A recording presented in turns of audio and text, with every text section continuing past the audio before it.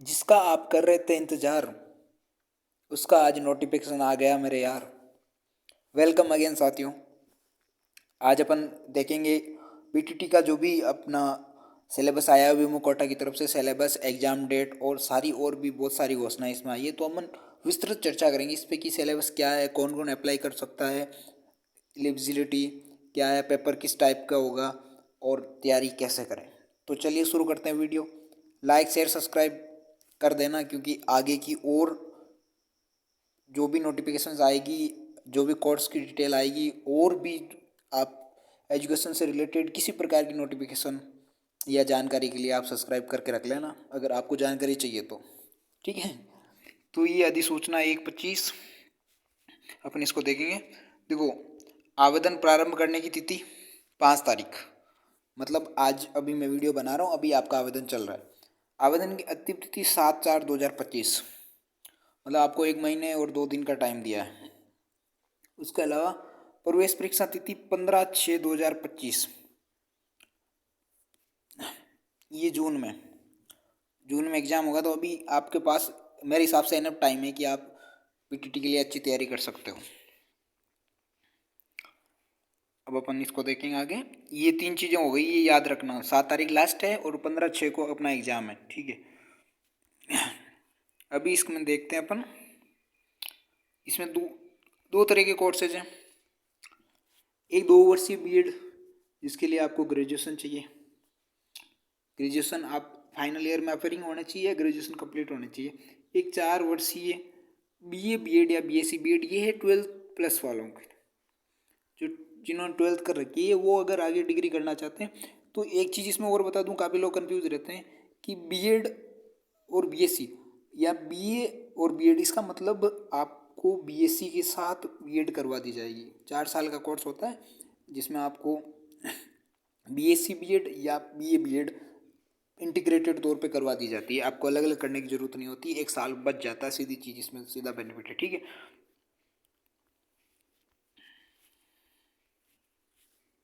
इनकी महत्वपूर्ण तिथियां तो मैंने देख ली है।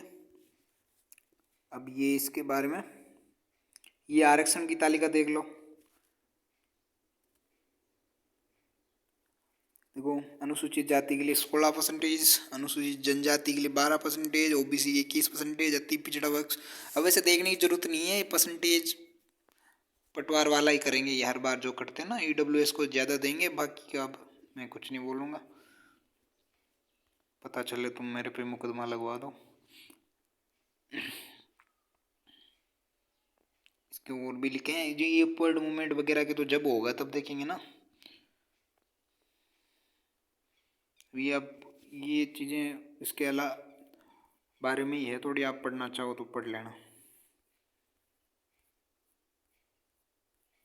हाँ, सिलेबस।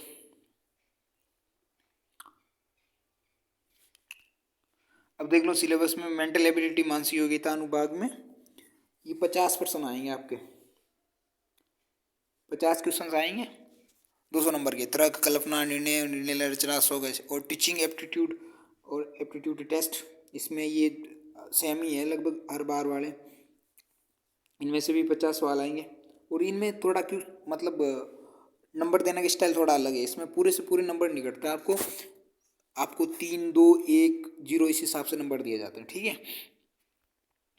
उसके बाद जनरल अवेयरनेस, इसमें आपको करंट अफेयर, राष्ट्रीय अंतर्राष्ट्रीय, भारतीय इतिहास और संस्कृति, राजस्थान और उसके भारत और उसके प्राकृतिक संसाधन, महान भारतीय व्यक्तित्व, अतीत और वर्तमान, मतलब जो भी व्यक्तित्व है, पर्यावरण जागरूकता, राजस्थान के बारे में ज्ञान। भाई साहब पूरा एक में फंसा दिया। लैंग्वेज प्रोफिशिएंसी, हिंदी अथवा इंग्लिश, इसमें से आप कोई भी चूज कर सकते हो, है ना। इसमें 50 क्वेश्चन इसके आएंगे। वस्तुनिष्ठ प्रकार के होंगे पेपर, ये तो पता आपको। भाग को छोड़कर संपूर्ण पर्सन हिंदी या इंग्लिश, मतलब इसको छोड़ के आप हिंदी इंग्लिश अपने हिसाब से। 600 अंक का पूरा क्वेश्चन होगा, पेपर होगा। ठीक है, अब ये तो आप एक बार वापस देख लेना।